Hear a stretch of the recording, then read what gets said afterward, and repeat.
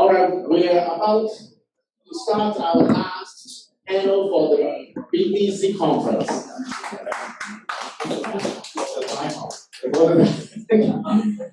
Well, I can't think of a better way to close out our conference than to have Brian and Eugene, as well as Clayton. Up in Clayton's home. We're working on that. Okay. Clayton, you can see that his spirit is definitely want to be here, but he has some emergency that he's dealing with. But even that, he is calling in from the US. He's staying up late, so we really want to thank him for helping us out. So, without further ado, Brian, take it away. Okay, thank you. This is our last panel, so we'll make it fun and painless, of course. Those of you who don't know, I'm Ryan Barshaw. I am the chapter secretary of the Bangkok chapter, and I'm joined today by two esteemed colleagues. We have to my left, Mr. Eugene Chow.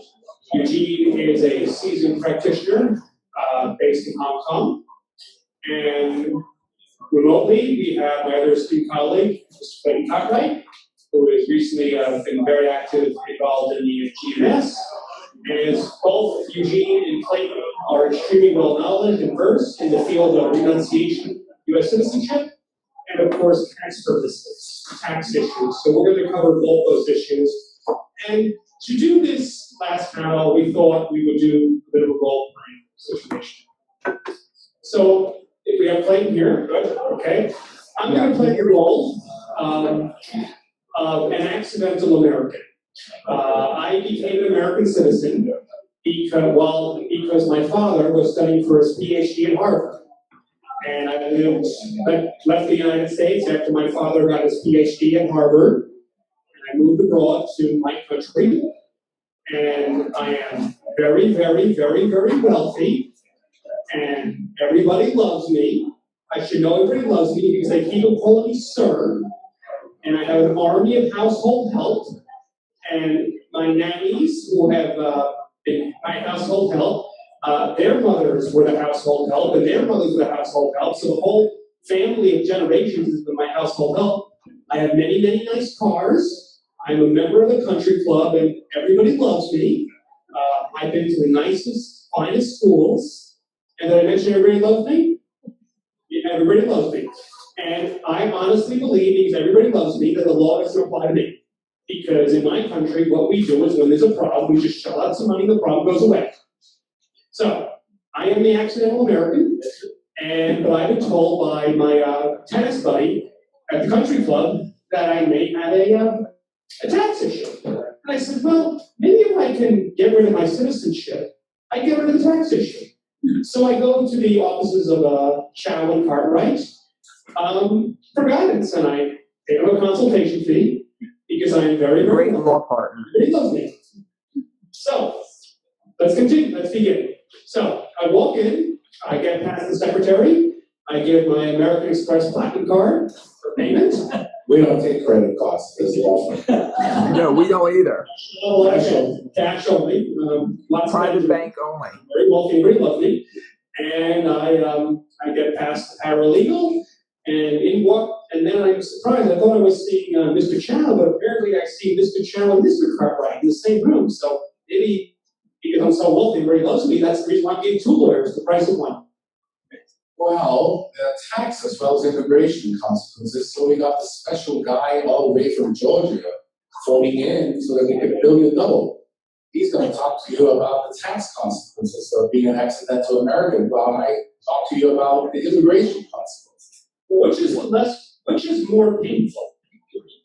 Well, I think the tax lawyers often ignore or forget about the fact that when a person gives up his citizenship, he's like any foreigner knocking on the door trying to go back in. And a lot of times, people get all caught up with the tax consequences of exiting from the United States without taking into consideration post-expatriation what they should be doing. How much is it going to cost me? Well, depends on how complicated your case is. Well, this is confidence, right? Of course, attorney-client privilege. Everything is confidence. in confidence. Okay, well, the law doesn't apply to me, so I never pay taxes. But I make a lot of money, but I don't pay taxes. Wow. There could be criminal penalties or Clayton. Even though the law doesn't, I'm not going to put the fear of God in you, but Clayton is going to talk to you about. Right.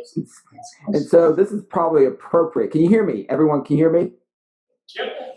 Okay, great. So this is probably very appropriate that I'm out on the screen here like some Orwellian figure, okay? So from the perspective of the fact that the client's coming into the office and saying, well, gee, I've never filed a U.S. tax return. Well, it depends upon whether or not that individual actually knew. And Eugene whether they actually knew as the U.S. citizen, whether or not they were required to file such a return. And so to the extent that the person said, well, thanks for telling me, I never knew, and that the basis of that knowledge is reasonable, he's not BSing you from that perspective, then we have a discussion about bringing him into tax compliance going forward. And then we can go down an avenue of doing such a tax review to see if the person's in a situation where in such a situation, what would happen if the person gave up U.S. citizenship. And what I mean by that is that there's two costs that we look at here in terms of renunciation. The first cost is one of bringing the individual into tax compliance. When one gives up U.S. citizenship, a proper tax review involves looking back to see if the person's in compliance with filing their income tax returns or gift tax returns, not employment tax returns to the extent they have such an issue with the United States, and particularly, of course, the foreign bank account report, what's now officially called Treasury FinCEN Form 114. Always we call it the FBAR. And so the individual may come into your office and say, gee, I did not, I didn't know you performed the review. What if the individual comes in and says, oh, yeah, someone told me about that about 5 or 6 years ago, and I just sort of got around to dealing with it. So I thought, you know what, no big deal. I'm never going to go to the U.S. anyway, whatever. Then you've got a different animal. And so from that perspective, the different animal is one of criminal tax issues, such as what Eugene has mentioned. And so from that perspective, everything sort of goes into freeze from the standpoint of the tax lawyer in terms of the renunciation. Why? Well, it's a big fat practical reason why. Because you certainly don't want to be negotiating with the IRS, and I mean now, after September of 2018, which we'll touch on here. You do not want to be negotiating with the IRS about past due filings when you have renounced your U.S. citizenship. You've got a big, giant, fat monster target on your back when you do so. I would never want to advise a client to renounce if they've got outstanding criminal tax issues. Okay? I mentioned the second cost. The second cost, of course, is the exit tax. And we'll get into that a little bit later as well. But the question is, once you become into compliance with the U.S. system, is there going to be a cost to renunciation of citizenship? And there may be a cost. It may be that you trip the wire for one of those issues, in one of the 3 tests that cause you to pay a U.S. exit tax, or what's basically a deemed sales tax deemed capital gains tax on a deemed sale of your assets on the day before you renounce. Well, Mr. Client, how much money are you making every year? Well, is that how much do they know about, or how much really? I think before we proceed, as Clayton pointed out, you are supposed to be in compliance for at least the last 5 years. And if you didn't really get much income because you're living off the largesse of your father, maybe filing the back taxes will not result in too much damage to you. Late payment penalties, so forth, interest. Well, what my father did after he got his PhD at Harvard, he set up a big multinational company. And after I got my degree at a very, very expensive university in Asia, he did gift me and made me CEO, even though I wasn't qualified at all basically run a McDonald's, he didn't make me qualified to run the big company because I'm the only son and he knows that he's never going to have another heir. So he thought maybe he should gift it to me, which I didn't. He's gifted to me, and my salary is very high, and because, well, I don't really get a salary, I just take whatever I want for the piggy bank. What is your tax rate in your home country? I think it's 32%, if I'm not mistaken. Okay. Well, I think you've got to sit down with an accountant and work out what the damages are if you were to get back into compliance. But more importantly, have you been to the U.S.? Well, sure. I mean, my family still has a very, very, very nice apartment in Midtown Manhattan, and we have a house in Nantucket, and of course we have our home in Palm Beach, and we have another home in the area. So yes, we go there very often.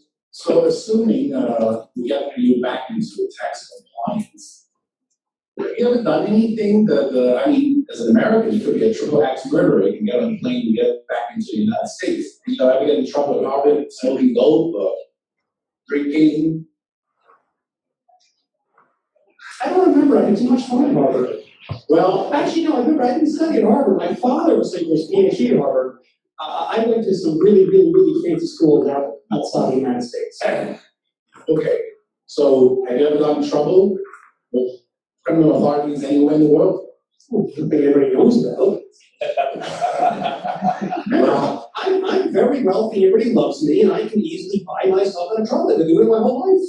Well, just remember this, that expatriation is something very serious, and before you decide to move ahead to renounce, you've got to think through whether you need that visa to get back into the United States in the future. Well, what would make me inadmissible? You mean just because I did something, and even though I bribed the police and they didn't file a charge against me, who's going to find out? Who's going to find out? We're living in the year 2018. Yes, you were dumb enough not to hire Eugene. That's what I do. Well, you have the privilege being an American citizen of never filling in a visa application form. But when you fill in a visa application form, they ask you all kinds of things. Like what? Like, have you ever been a polygamist? Do you have HIV virus? The most important is a provision, 212A10E of the Renunciation Act, that says that any former citizen of the United States who the Attorney General determines to have renounced citizenship for the purpose of tax avoidance shall be inadmissible to the United States. Now, the Attorney General's role has been taken over by the Department of Homeland Security. But, if you decide to move ahead and fill it up, and you want to go back to the United States, you're subject to review by a consular officer, something you've never gone through. You've got to fill in this very detailed application form, and you've got to be interviewed. And if you come in, waltzing in with your country club look and being arrogant, remember the consular officer is the judge, the jury, and the prosecutor. So 212A10E is often ignored by tax lawyers, but I can tell you from practicing overseas for the last 30-something years that it is an issue that comes up in consulates around the world. So in this situation, Ryan, if I may, this is a critical point, because Eugene and I have co-counseled on this point before, and that is the reason for what Eugene is referencing is the Reed Amendment. Is it goes back to 1996 when the Internal Revenue Code was in congruence with the INA, and there was a provision from 2006 up through 1996 up through 2008, where you could show you could show on the tax return that there was a presumed avoidance of U.S. taxation by loss of citizenship. That's gone away. Okay, that's gone away since the exit tax has been put in 2008. But just because it's gone away under the Internal Revenue Code, the loss of citizenship with what they call the principal purpose of the avoidance of tax doesn't mean it's filtered away from the consulate post. This is a critical point. There's things that we see at the consulate post. I've seen tax materials at the consulate post that are 15 years old that don't even mention the exit tax. It takes a while for the bad information to filter out through the system. And so if you don't have somebody like Eugene, I'm not saying that you have to have immigration counsel coach the individual, But I'll be darned if my client's going to go into a consulate post and say, "Well, why are you giving up U.S. citizenship?" Because I no longer want to pay U.S. income tax. I mean, that is the death knell to say something like that. Maybe at most they can say that it's too expensive for me to file U.S. income tax returns. Perhaps the transactional cost of maintaining my citizenship to a country where I no longer have my center of vital interest. Maybe that's about as close as you want to get. But tax is a dirty word when you walk in and renounce. And so you don't want to say it or do it. And there's no problem with that from a tax perspective. The exit tax kicks in whether or not you have what you can kick in, whether or not, regardless of what your intent is now. That's been since June 17th, 2008. And so that's something that we have to make sure that we counsel our clients on, and make sure, of course, many of our clients, like to do their own internet research, right? Even the rich ones do. And so from that perspective, we have to make sure that they're clear that, walking to a consulate and not saying tax, it doesn't mean anything that you're avoiding U.S. tax by doing so. The chips fall where they may with the exit tax. So let me ask you, Clayton and Eugene, if I give up my U.S. citizenship, is there really a chance I can be refused a tourist visa?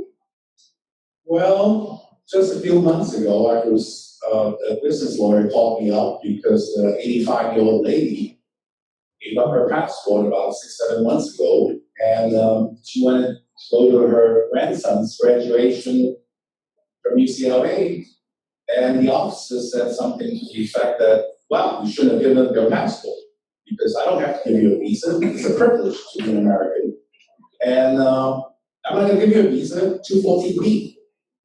What's 214B? What is 214B? 214B is a presumption that anybody that applies for a visa, intends to have. It used to be that people that give up citizenship or green cards, they have the right to live and work in the United States. And once they give up that right, that's the best proof that they have no immigrant intent. But I heard there was some conference in Hong Kong with a bunch of consular officers, and they said that 214B isn't just about immigrant intent. It's that I don't like you. Well, not in those words. I don't think that consular officer said it. Right, I think that, the way you come in, I don't know if you're really going to act consistent with the tourist visa. Maybe you're going to have a wild time, smoke marijuana, party in the streets, drive sports cars. I don't think I want to give you a visa. 214B. You're not really a good faith business. Oh, come on, give me a chance. Well, this grandmother was told that come back, 214B isn't a lifetime bar. Come back and show us that you've got a home, you've got socioeconomic ties, you're going to abide by it. And this lady said that I haven't even been in the U.S. for 5 years. If it weren't for my grandson, I wouldn't even be getting a visa there. So, what would be the benefit then of giving up my citizenship? I just, I'm going to inherit a lot. I'm going to inherit my house in Nantucket, the house in Palm Beach, the penthouse. I'm going to inherit a lot. You're telling me that I could risk never ever staying one night in the penthouse, or in the house in Nantucket, the house in Palm Beach, or the yacht? Like, tell what the possible criminal consequences are in addition to being barred from the United States. What, for failure to file? Yeah, tax avoidance. Right. Right. So yeah, the issue comes up, from the perspective of, I think, Eugene, what you're driving at here is the intervening question, or the intermediate question of, well, how are they going to find out? Right? Or, I'll keep my citizenship, and how in the world, if I don't file returns, or I only start filing concurrently, how will the Internal Revenue Service find out here? And frankly, this is a term that we mention all the time at BDC conferences, and that's FATCA, right? The Foreign Account Tax Compliance Act that is triggering over 90, maybe I think it's a little over 100 now, intergovernmental agreements on tax information exchange. There's one between the U.S. and China. And so from that perspective, congratulations. You now live in the world of 2018 and the world of big data, right? And so you tell your client here, okay, well, first and foremost, I never advise a client on how to evade the U.S. system. But they sort of ask the question indirectly. Well, it's a lot of costs that could be involved. I see that you're going to bring in the accountants or whatever, particularly if the individual's non-compliance has been what we deem non-willful, that they've known for a while and they've evaded. We're talking, prior to March of 2018, we were looking at least 2 years to bring such a person into the U.S. tax system. Now it may be much longer than that. And I say that because we used to have something out here, or we still have something called the Offshore Voluntary Disclosure Program that allowed willful evaders to come into the U.S. and come into tax compliance with the U.S. That system will be revoked effective September the 28th, 2018. Okay. And so if someone is willful, if their non-compliance is willful, oh, hello, Orwellian now. Because this is actually a critical point, it should be Orwellian. If someone is willful, it's a willful evader at that point, it's willful, hasn't filed tax returns or FRs or whatever they need to file here to bring themselves into compliance with the U.S. system, it's going to be, they're not going to have that ability to do so anymore. And even if the client says, okay, well, I'll wait till September to do this, or give me some time, frankly, the time is now. All the good law firms right now, I don't do offshore voluntary disclosure programs. I consider it criminal tax work. I'm a civil guy, okay? I'm a civil guy that operates under civility. So, but from that perspective here, the good law firms, the criminal firms that handle the work, they're booked up now. I mean, because one cannot just go to the IRS on September the 27th, 2018 and say, I want to file, here's my placeholder filing. No, you have to have a complete submission. The clock is ticking, right? So you're talking about telling somebody here, if you want to renounce, we're going to have to go in and negotiate a settlement with the IRS. We don't know how long that will take, and then we will discuss renunciation. And so from that perspective, the individual might say, I don't want to do that. Let them find me. And at that particular point in time, it is something to consider whether or not that individual should still be your client, and particularly if they're that far away from coming into tax compliance, renunciation is going to be 2-3 years down the road to even consider. So I'll speak before to the two of you, Dylan, but there's another point to bring into play. The other thing to consider, Ryan, is that there are rewards given to, you've heard of this case in 2008 involving UBS, LGT, which is Sign Bank. So all these Swiss banks, if you have an offshore account, they turn you in. I think this guy Berkeley got $108 million for turning you in. So if you say that don't you just forget about everything, unless you've done things in such a way that no one knows you're American, but if you're born in America, that's a dead giveaway. You want to open a bank account anywhere, you have to know your customer rules. They'll say, you were born in the U.S., show me a certificate of loss of nationality. Otherwise, we're not going to allow you to open up a bank account. And furthermore, we're going to turn you into the IRS.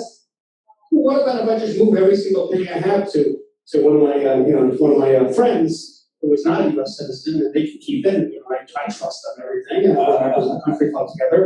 And then maybe I'll just say I lost my passport. Maybe I accidentally got rid of it. I'll just use my passport I use for other countries. Wouldn't that work? You mean a sham transaction? Well, in the United States, CBP may say, hey, there's a federal law that you're supposed to use an American passport. Unless you can show me you're not a U.S. citizen, I'm not going to allow you into the U.S. So you're never going to travel to the U.S. again? I don't know.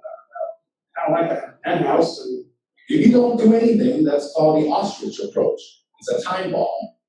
So you could you're a young guy, you should clean it up, and then give it up. Well, Mr. Cartwright was mentioning to me, the process of renunciation based on someone like me that has, my tax bill is not cleanest, it could take, a couple of years down the road, right, Mr. Cartwright? Well, it could, but let me. I'm all doom and gloom, right? Because it's nighttime here on the East Coast. But let's put a little ray of sunshine into place. It's very possible that the individual could be, their non-compliance could be non-willful, and there's two ways really. The first way is sort of going away right now, and that is they just didn't know, and until they had a consultation with Eugene and me, for example, they didn't know. They just thought, okay, I'm paying taxes in my home country here. I'm not living in the United States. Almost all first world countries tax on the basis of residency only. On residency, not on citizenship. So, I just didn't know. That's one. Now, the IRS has been engaged in a concerted information initiative over the past 10 years since UBS, particularly since UBS, to be able to dispel that myth.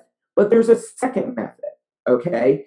We went to another firm. We went to the firm of Barshop and Associates, and Barshop and Associates told us, oh, it's okay, okay? You didn't have to file, okay? And so I relied upon Barshop and Associates. We still see a lot of that. Of course not Barshop and Associates, but we see a lot of CPAs out there who think, I can say this, I can criticize CPAs because I am one. Okay, first and foremost, but CPAs out there who think, and other accountants, enrolled agents particularly, who think that the mere fact that they have international clients means they practice international tax law. That is a myth, complete myth. Okay, so they don't know, and they give them advice that is flat out wrong. Okay, it's incorrect, and they rely upon that advice. Okay, and then they come into your office. That's non-willful non-compliance. And you can come into compliance there, and we bring people into compliance within 90 to 120 days while renunciation is going on. Okay, so if someone is able to go into this program known as Streamline, we do a Streamline review to make sure the individual qualifies for Streamline, and then at that particular, if they do, then we do an exit tax analysis, and then we're able to put them on parallel tracks. And so the tax compliance work can go on while the tax compliance work can go on while the renunciation is in place. Because I have until probably October the 15th of the following year to get the tax affairs in order. That's a lot of time, to have until October 15th of 2019, as long as I can do this under the Streamline program, meaning non-willful non-compliance. Either I didn't know, or I relied upon some doofus who told me I didn't have to worry about it. Clayton, while we're on that topic here, I've heard that from people, at the country club, that the federal government could take away my passport if I owe more than $50,000 in taxes. Is that like a fairy tale? Well, no, it's not. It's not a fairy tale, but it goes to a levy or lien, and so to the extent there is a levy or lien, you're not able to obtain a passport or renew your passport. That's true. The question is, are you at that? Have you gotten to that moment, to that particular moment? And I'm not one to say to individuals, okay, don't comply or don't worry about it because it's rarely enforced, but I haven't seen it. Eugene, have you seen it? Because I have not. I have not seen the threat of that. Particularly clients that come to me at that point, they haven't gotten to the point of levy or lien, because if they have gotten to the point of levy or lien, I can't take them into Streamline. I have to put them over into, I have to send them over to a criminal tax lawyer to handle either offshore voluntary disclosure or negotiated the negotiated settlement. Because once the government tells you you're on the hook, buddy, for this tax bill, you don't have Streamline, or you have to go in and negotiate it at that particular point in time. And so you're not even at the point of levy or lien. I haven't seen the plan deny the extension of the passport because of the tax lien, But I do have clients applying for alternative citizenship and the due diligence of acquiring the other passport. Some countries in the Caribbean, for example, are very afraid of the U.S. And even though there's a legitimate dispute, just like our President Trump, fine is under audit, is in tax court litigating. He's a hedge fund portfolio manager. He has a legitimate dispute with the IRS as to whether something his uncle gave him is a gift or income. And he spent like $250,000 US in legal fees for a tax lawyer litigating the issue. And I was trying to get him another passport because the only passport he has is an American passport, and the Caribbean country involved will be nameless. They're so scared of the US government that they just said, why don't you pay up? I said, by that theory, why don't we pay up all our obligations and mortgage on homes, cars, everything? Because US does carry a big stick. And the fact that you give up that passport and rely on another country's passport, they may not even give you another passport. Okay, so suppose I hire the firm of Cartwright Chow, and Mr. Cartwright comes up with taxes. Makes it all nice, whatever the fees are, Mr. Cartwright, I'll pay. Although if you could take American Express, that'd be great, so I get points. Like that. But if you do clean up the taxes, let's just say my tax bill is clean, and you give me the go-ahead, I can, everything good, go. And then I continue to retain the firm of Cartwright and Chow to get rid of my citizenship, because I don't feel like I want to be an American. What would the process be, Eugene, to formally terminate my U.S. citizenship? Well, different consulates work differently, and I think you have to pick your consulate. There is an advisory opinion from Ed Battencourt, he is now retired, that said that you can go to any consulate anywhere in the world, subject to workload constraints, to give up your passport. But some consulates are not as friendly as others. Right. You have to fill in a lot of State Department mandated forms, and then you will be interviewed by a consular officer. And just like buying a refrigerator or some consumer good, you have a few weeks to think it over, reflect upon it, and then come back in again. And if you still want to go ahead with it, you'll be given an oath of renunciation.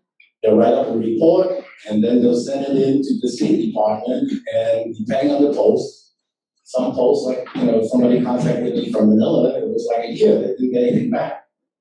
Other posts are very efficient. 2-3 months, you'll get a certificate of loss of nationality, retroactive to the date that you took that oath, and you're no longer an American. Then you're free to apply for a visa to go back to the United States. But suppose I have a passport from a visa waiver country. Do I just fill out an ESTA, or do I still apply for a B2? Unfortunately, the software for ESTA is such that when you check off that you were at one time an American citizen, they make you go in to submit to an interview. And the same thing has happened recently to the BS-160 form. What happens is that the computer will say that you cannot proceed unless you check off you were an American citizen. I pointed this out to the U.S. consulate in Hong Kong.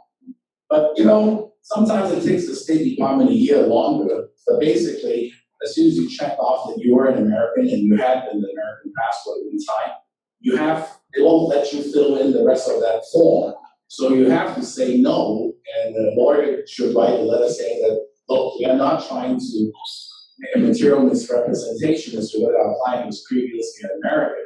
It's just that your software says error. You cannot proceed once you check out you're an American, because evidently the State Department thinks that everyone that's American should be entering the United States, and there's no provision for someone that was formerly American. But Hong Kong is aware of it. I think it's been brought to the State Department's attention, and eventually, you could finish the process and answer everything accurately. When you mentioned a letter, are you talking, I have to give that to the U.S. consulate in Hong Kong, or the U.S. consulate anywhere, or do I give it to the border police upon arrival? Well, I make sure that the client says to the consular officer, I want this letter to be to be scanned in as part of my visa application form, because I don't want to have a hassle on the entry with a CDP officer who says that I lied, that I previously was American, and I didn't disclose that when I applied for my visa. Okay, well, I do have to make an admission here. Yes, I did commit, several, violations of the law, over my 39 years of existence, and, 39, and, but no one knows about it, at least for now, because I've been getting out plenty of hush money as part of the deal I have. What happens if I do give up my citizenship, and later, down the road, they find out about these crimes that I committed? Could I be banned? I mean, or would no one really care? Well, it depends on what kind of crime it was. I have a case right now involving a very simple marijuana charge. And, if you're an American, as I said, you could be a triple X murderer. But, if you're a foreigner knocking on the door, you could be a prominent lawyer, barrister, you could be listed company director. Your indiscretions, the use case, come back and haunt you. Okay. So I'll think about it right now. One thing I want to add here too. I mean, I want to just backtrack for a second here about a point that Eugene made, and we're talking about we're going to talk about in terms of venue. I mean, some countries do not allow for dual nationality. Okay, and then if the individual finds out that they're an accident, I think Indonesia, for example, is one. If you find out that you're actually, this is a live example of a case I had a few years ago, where we actually considered trying to go into Hong Kong because the client did not want to walk into the U.S. Embassy in Indonesia and give up their citizenship because they didn't want to be seen in broad daylight doing so. I mean, strange enough as it is, they didn't want that to happen. And so eventually we convinced the client to go ahead and do that. It wasn't worth the transactional cost or anything like the sort. But keep that in mind that there are also home country concerns that we have to deal with. The other one is the issue of statelessness, right? I mean, this is an issue that I know our colleague Richard Goldstein, for example, who couldn't make it here. I mean, he preaches a lot about this. I agree with him. I mean, technically, you can become stateless, under the fan. But you try going to a U.S. embassy and try to become, and try to give up your U.S. citizenship and become stateless. It's not going to happen. They're not going to receive you. I mean, we ask this question. I go around and speak a lot with the RDC, a lot with BDC, and you don't get. Generally, the answer is no. And so many times we have to, deal with it to the extent that the individual is moving to another country. We have to make sure that that the naturalization process is happening in the other country, right? To the extent that the embassy is satisfied to allow for the renunciation to prevent statelessness. There's a Board of Immigration Appeals decision that says that the U.S. is not a signatory to the UN protocol against statelessness. So you can become stateless if that's your choice. It's one factor for the State Department to consider in deciding whether to approve the certificate of loss of nationality. But that said, we had a battle in Hong Kong because, again, it depends on who the American Citizen Services Section Chief is, whether you can convince that person that you're right on the law, and whether they want to send it back to the visa office for their advisory opinion. So you want to give up your passport in a country where a lot of people give up citizenship. It's not unusual for consular officers that have spent 15, 20 years in different posts in the world where everyone covets an American passport. And it's not unusual for 15,000 American immigration lawyers. I dare say maybe only a dozen have actually ever handled an expatriation case. Everyone is so fixated in the American Immigration Lawyers Association helping people go into America. They don't realize that for many people, they want to exit and live elsewhere. On that topic, Clayton and Eugene, here's a hypothetical that I've had a colleague handle before. A situation such as, suppose we have an American citizen who has had children in the United States, children abroad. The children receive their consul reports of birth abroad. The U.S. citizen and expatriated receives his lost certificate. Would that child still be eligible for a CRBA, or is that not possible because they were not a citizen at the time of the birth? If the child was born when one of the parents was still a citizen of the United States, that's November 14, 1986, so time they changed the rule. So if you have 5 years in the US, 2 of which are after the age of 14, your child would still be a citizen, even though you gave it up. I've had clients give up their passports, and later, when the child wants to study in the United States, we've gone back to the US consulate, applying for the passport, saying that I didn't come in for my CRBA at the time because I didn't think it was important, but my dad was an American at the time of my birth, so the child would still be qualified for citizenship. But Not at the time of, no, if the child was born when after the US citizen parent renounced. then there's no transition. Transition. But Ryan, I mean, you raise a very critical point here, one that we see often, and that is that when we're dealing with a child, and it comes up, of course, in the context of a child of wealth, and that is, when is the child subject to worldwide taxation on their U.S. income? And keep in mind that this isn't just any old child. This is a child who may have been gifted $10, $20, $30 million over the years, and it has a consistent income stream, or at least one that would involve significant U.S. tax compliance. It's not at the time. The misnomer is at the time of going out and proving up the citizenship. No, it's at the time of transmission. And there's a very, very simple. It's a very, very simple reg. It's very easy to remember. Internal Revenue, Treasury reg, under section 1 of the code. Section 1.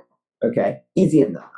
Okay, 1 is the loneliness number, and it's true in this case here that it defers to the INA. So one cannot say that,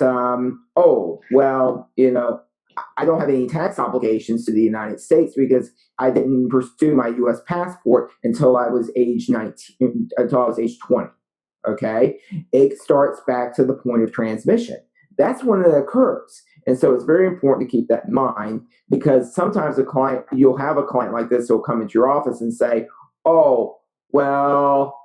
if I have U.S. citizenship, I'm going, if I pursue it now, then it's going to trigger tax consequences. Either it was transmitted or not, regardless of what happens, they still have a tax problem if they haven't filed returns, and then we're supposed to. Boris Johnson, for example, a good example. That he's a British national. He just happened to be born in New York City. But eventually he expatriated. He had to pay an income tax on the capital gains, even capital gains on the residence he owned in the UK. And it doesn't matter that you never applied for the passport, as Clayton points out, or that you never registered your birth. If you are, you're either pregnant or you're not pregnant. So if you're a citizen, you are a citizen, even though you don't have the evidentiary proof that you're a citizen, such as a birth record or a CRBA or a passport or nationalization certificate. You're still a citizen, depending on the facts at the time of your birth. Right. Okay. So in that situation, we've covered a lot of information so far. To go further into our analysis here, when I address a situation like what I have is, I'm no longer going to be the arrogant, wealthy, accidental American. I'm actually going to be Ryan right now, the Secretary of Bangkok chapter, who is somewhat professional. I'll try to be. Okay, I will try to be where the different background. In this situations, because I personally have handled multiple citizenship cases, multiple expatriation cases in my post that I focus out of. And one thing also to consider, we talked about second citizenship passports. I mean, what happens often, I've had this happen multiple times, is we had U.S. citizens who, every case I've handled has had second passports, but a couple of my clients have actually received citizenship through investment in an unnamed country. So far, they've had no issues getting their 10-year visitor visa, their citizenship, their country, their second passport is listed as 120 months, 10 years on the state reciprocity table. But could that still be an issue later on? That's why it's very important to take the consulate where hopefully you're a resident of. I've represented lawyers in very big firms that make megawatts and who are now CEO of family offices and so forth. And even though they're lawyers themselves, they could be a good M&A lawyer, they could be a good, commercial lawyer. But in getting rid of the passport and getting another passport, some consulates or embassies are very prejudiced. As soon as they see a St. Kitts Nevis or a Caribbean passport, they say that, hey, you're one of those. You're going to put this case into administrative process. So it really, behooves the practitioner to be very careful picking the consulate and preparing the client, because sometimes, just reviewing on the tax returns that your base income is 150,000 US a month and the consular office maybe 75,000 a year could trigger prejudicial adjudication of the case, and the case will just get delayed. Luckily, in the deal, sometimes they can't get you on the 212-810E, and I had a couple of cases recently that went to the advisory opinions office. Again, it depends on the will of the consular officer. And sometimes it's not a rogue officer, it's just a new officer that has never been in a post where they've seen an American give up a passport. And they say, wow, you gave up a passport.